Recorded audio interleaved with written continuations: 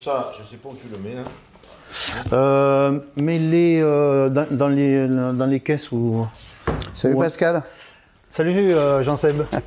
Alors c'est quoi ce bel avion en construction? Eh bien, ma foi, c'est un Stamp en version ULM, un Stamp SV4 RS, commercialisé par Ultralight Concept en Belgique. D'accord. Voilà. Et donc, on est en train de travailler sur la première mise en croix, plus particulièrement sur le positionnement de la cabane. On nous a demandé pas mal de travail pour ajuster parfaitement la cabane, la positionner correctement. Voilà. Alors là, du coup, ce qui s'est passé, c'est que tu as acheté un kit. Oui, tout à fait. Et donc, qu'est-ce que tu as dans le kit? Alors, dans le kit, nous avions donc le fuselage. Ouais. Alors, le fuselage nu, hein, qui est quoi, soudé, riveté Alors, qui est riveté. Donc, ça, c'est toi qui l'as fait? Oui, nous l'avons fait en Belgique avec mon ami Jean-Paul. Nous avons passé une semaine. On a été gentiment accueillis donc chez Ultralight. Et donc, sous leur supervision, on a pu faire le travail, le montage. Donc, dans un premier temps, le montage de la cellule pendant une semaine. D'accord. En fait, quand tu achètes le kit, tu as plein de tubes dans tous les sens. Oui, tu avec arrives. Des plans. Oui, en fait, c'est un gros Lego. Hein, en fait, ouais. Les tubes, quand on est arrivé, les tubes étaient posés sur des gabarits. Et puis ensuite, nous avons donc riveté, posé, assemblé effectivement toute cette partie cellule. Et au bout d'une semaine, on avait donc, on va dire, la structure, le corps de la bête qui était monté.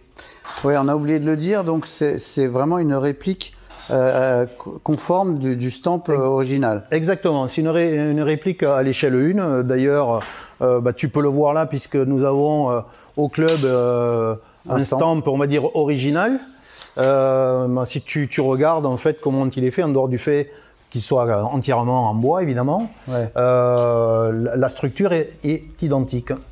La seule différence, c'est qu'effectivement, en termes de poids, celui-ci est classé ULM, puisque le gain de poids, à ma connaissance, est de c'était 550 kg, je pense, pour un Stamp original. Et là, on devrait être autour de 300 kg, donc pour le Stamp terminé à vide, quoi, poids à vide. Et alors, toutes ces petites nervures là? Eh bien, ces jolies petites nervures, tu te les as faites toi-même? Je les ai fabriquées ici avec mes petites mains, effectivement. Donc ça, j'ai appris à le faire ici. On est donc au centre Kersirouergue à Montauban, qui est un centre constructeur amateur. Nous avons le responsable d'atelier Gino Dorsi qui est là-bas, qui est toujours là pour donner le bon conseil, le coup de main.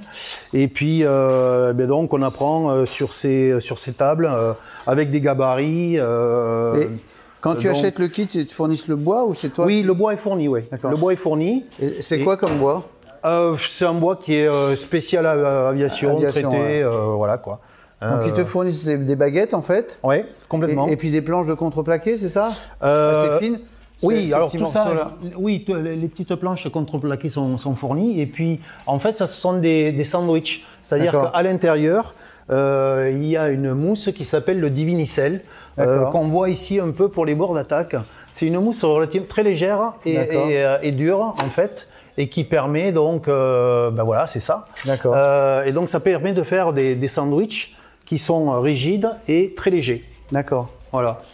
Et donc, ouais, tout ça, j'imagine, c'est pas prédécoupé. Hein. Il a fallu tout découper. Non, il a fallu couper, couper. Enfin, tout était à faire.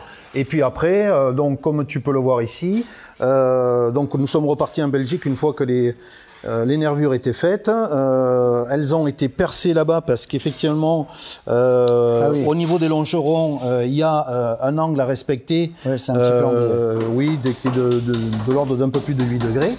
Et donc, elles sont positionnées, comme on peut le voir, légèrement à travers, mais comme l'original, en fait. Ah, c'est magnifique. Hein. Voilà. Donc ça, effectivement, ça a été un gros travail.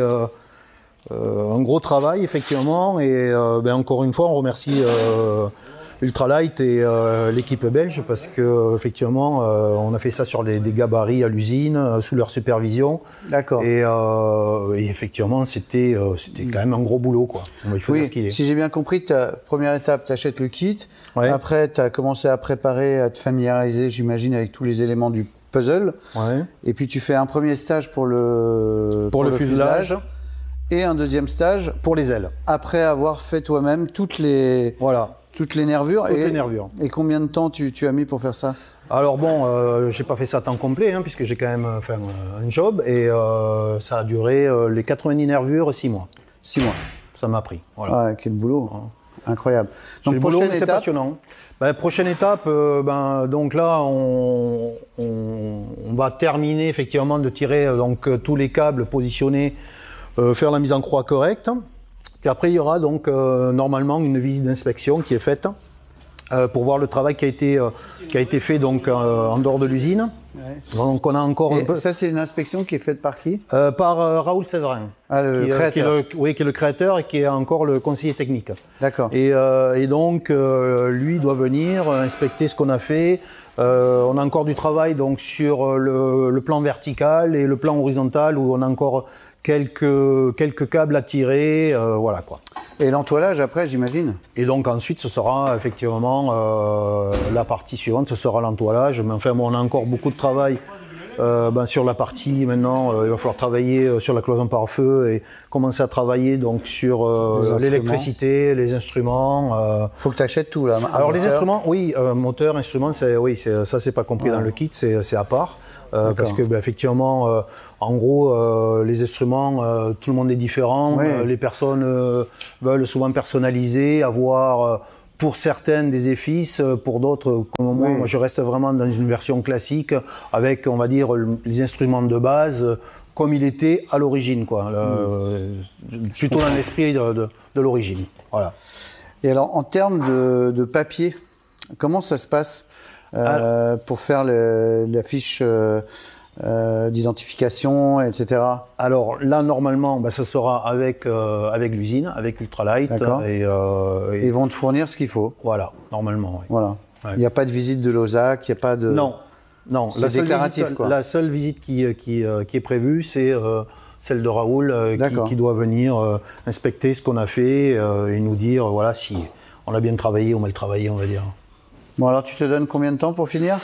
Pour voler difficile à dire. On va dire que normalement, enfin j'espère que c'est une question piège. Bon, on va dire que je vais avoir un peu plus de temps à consacrer au projet puisque j'ai personnellement arrêté mon activité professionnelle. Donc voilà, normalement je devrais avoir un peu plus de temps. Allez, je croise l'été prochain. Voilà, on va dire que le but c'était l'été prochain. Est-ce qu'on sera en mesure de tenir les délais? Je sais pas. Voilà. Bon, pour être très honnête, je sais pas. On verra. En tout cas, on viendra filmer son premier vol. Oui, avec plaisir. Ouais. On vous invitera si vous souhaitez venir. Écoutez, ce sera avec grand plaisir, quoi. Bon. Écoute, merci beaucoup. Merci à toi. Ciao. Ciao. Donc là, on a un stamp SV4. Il y a à peu près tout, ouais. Oh la vache. C'est pas trop compliqué quand même? Pour des mecs qui n'ont jamais construit d'avion, si, un peu, mais... Il faut bien s'y mettre, mais il faut réfléchir. Et puis, comme on est bien entouré ici, c'est sûr que tu as toujours un conseil qui va bien, quoi. Il y a toujours preneur. Puis il faut toujours apprendre dans la vie. Ouais. C'est ça qui tient. Surtout quand on est pilote. Oui, aviateur. Pilote, c'est facile, aviateur, c'est bon.